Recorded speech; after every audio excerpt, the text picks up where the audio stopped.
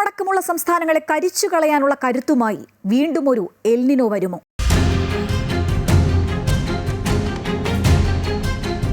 ലോകത്തെ പ്രളയത്തിൽ മുക്കാനും വരൾച്ചയിൽ കുരുക്കാനും കെൽപ്പുള്ള എൽനിനോ പ്രതിഭാസത്തെ ആശങ്കയോടെ ഉറ്റുനോക്കുകയാണ് ഏവരും. ചൂട് കുറയുന്നില്ല, മഴയില്ല, പവർ കട്ടാണെങ്കിൽ മുറയ്ക്കുണ്ട്. ഇതൊന്നുമല്ല യഥാർത്ഥ എൽനിനോ എന്ന് ലോകം അറിയാൻ പോകുന്നതേയുള്ളൂ.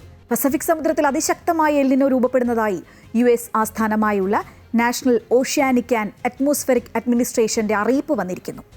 1950 ശേഷമുള്ള ഏറ്റവും ശക്തമായ എൽനിനോയായി ഇത് മാറാനുള്ള സാധ്യത ഏകദേശം 70%. വർഷാവസാനത്തോടെ എൽനിനോ പ്രതിഭാസം കൂടുതൽ ശക്തമാകുമെന്നും ഉത്തരാർദ്ധഗോളത്തിലെ ശൈത്യകാലത്ത് ഇത് തീവ്രമാകുമെന്നുമാണ് പ്രതീക്ഷിക്കുന്നത്.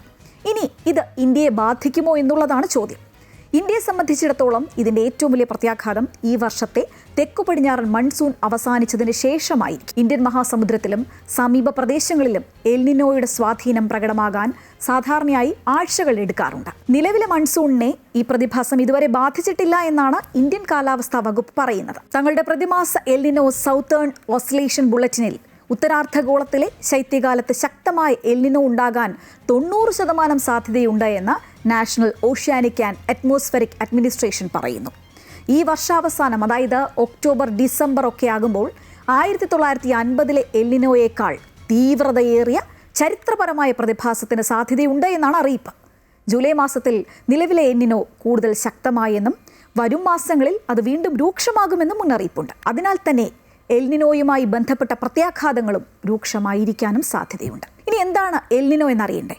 ഭൂമിയുടെ ഒരു ഭാഗത്ത് വെള്ളപ്പൊക്കവും മറുഭാഗത്ത് കടുത്ത വരൾച്ചയും ഉണ്ടാക്കുന്ന ഒരു ആഗോള പ്രതിഭാസമാണിത്. പസഫിക് സമുദ്രജലത്തിൽ താപനിലയിൽ ഉണ്ടാകുന്ന അസാധാരണമായ വർധനവാണ് ഇതിന് കാരണം. ഇതിന് ലോകമെമ്പാടുമുള്ള കാലാവസ്ഥാ രീതികളെ മാറ്റാൻ കഴിയും. 3 മുതൽ 7 വർഷം കൂടുമ്പോഴാണ് സ്വാഭാവികമായും ഇത് സംഭവിക്കുന്നത്. എന്നാൽ ഈ വർഷത്തെ എൽനിനോ ചരിത്രത്തിലെ ഏറ്റവും ശക്തമായ ഒന്നായി മാറുമെന്നാണ് പ്രവചനം. അതിന് കാരണം കാലാവസ്ഥാ വ്യതിയാനം തന്നെയാണ്. മനുഷ്യൻ തന്നെയാണ് കാരണം. ചരിത്രത്തിലെ ഏറ്റവും ഉയർന്ന താപനില ലോകത്തെ കരിച്ചു കളയുന്ന അതേ സമയത്തുണ്ടാകുന്ന എൽനിനോ മാരകമാകാനാണ് സാധ്യത. ഇനി ഇന്ത്യയിൽ എൽനിനോ ഉണ്ടാക്കുന്ന പ്രത്യാഘാതങ്ങൾ എന്തൊക്കെയാണെന്ന് നോക്കാം. ഇന്ത്യയെ സംബന്ധിച്ചിടത്തോളം എൽനിനോ പ്രധാനമാണ്. കാരണം ഈ പ്രതിഭാസം ഉണ്ടാകുന്ന വർഷങ്ങളിലൊക്കെ തെക്കു പടിഞ്ഞാറൻ മൺസൂൺ മഴ ശരാശരിയേക്കാൾ കുറവായിരുന്നു. ഇത് വരൾച്ചയ്ക്കും കൃഷിനാശത്തിനും കുടിവെള്ളക്ഷാമത്തിനുമൊക്കെ ഇടയാക്കാം. എന്നിരുന്നാലും ഇവ രണ്ടും തമ്മിൽ നേരിട്ട് ബന്ധമില്ല. കൂടാതെ മറ്റ് പല സമുദ്ര അന്തരീക്ഷ ഘടകങ്ങളും ഇന്ത്യൻ മൺസൂണിനെ സ്വാധീനിക്കുന്നുമുണ്ട്. ചുരുക്കത്തിൽ എൽനിനോ വന്നാൽ ഇന്ത്യക്ക് പണികിട്ടാനൊരു സാധ്യതയില്ലാതില്ല. കേരളം അടക്കമുള്ള സ്ഥലങ്ങളിൽ കാലവർഷം ദുർബലമാകും. കടുത്ത വേനലും ചൂടും വരൾച്ചയും വരും. കുടിവെള്ളം കിട്ടാതാകും. കൃഷി തകരും. നിലവിലെ മൺസൂണിൽ സാധാരണയിൽ കുറഞ്ഞ മഴയാണ് രേഖപ്പെടുത്തിയത്.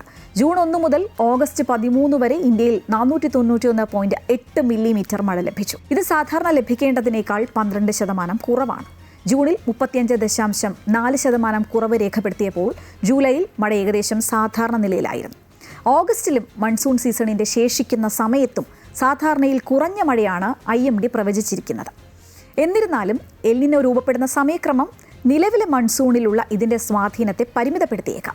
ഇതിന്റെ പ്രത്യാഘാതങ്ങൾ സാധാരണയായി 40 മുതൽ 45 ദിവസത്തോളം വൈകിയാണ് ഇന്ത്യൻ മഹാസമുദ്രത്തിലും അതുപോലെ തന്നെ ഇന്ത്യയോട് അടുത്ത പ്രദേശങ്ങളിലുമൊക്കെ പ്രതിഫലിക്കുക. ആ പ്രത്യാഘാതങ്ങൾ കൂടുതൽ പ്രകടമാകുമ്പോഴേക്കും തെക്കു പടിഞ്ഞാറൻ മൺസൂൺ പിൻവാങ്ങലിനോട് അടുത്തിരിക്കും. എൽനിനോയുടെ സ്വാധീനത്തെ ഭാഗികമായി പ്രതിരോധിക്കാൻ കഴിയുന്ന മറ്റൊരു ഘടകമാണ് ഇന്ത്യൻ ഓഷ്യൻ ഡിപ്പോ. എൻസോയുടെ ഇന്ത്യൻ മഹാസമുദ്രത്തിലെ സമാന രൂപമാണിത്. IOD നിലവിൽ നിഷ്പക്ഷമായി തുടരുകയാണെങ്കിലും മൺസൂൺ സീസണിന്റെ അവസാനത്തിൽ അത് പോസിറ്റീവായി മാറുമെന്ന് IMD പ്രതീക്ഷിക്കുന്നു. ഒരു പോസിറ്റീവ് IODക്ക് ഇന്ത്യൻ മൺസൂണിൽ എൽനിനോ ഉണ്ടാക്കുന്ന പ്രതികൂല സ്വാധീനങ്ങളിൽ ചിലതിനെയൊക്കെ ചെറുക്കാനാകും. എന്തൊക്കെയായാലും മഴ ഇനി കൂടുമോ അതോ കുറയുമോ? രണ്ടായാലും ആശങ്കയാണ്. ലോകം ഇതിനെ അടിയന്തര കാലാവസ്ഥാ മുന്നറിയിപ്പായി കാണണമെന്നും എരിതീയിലേക്ക് എണ്ണയൊഴിക്കുന്നതിന് തുല്യമായിരിക്കും എൽനിനോയുടെ വരവെന്ന മുന്നറിയിപ്പുകൾ എത്തുമ്പോൾ കരുതിയിരിക്കുക. അത്രമാത്രം.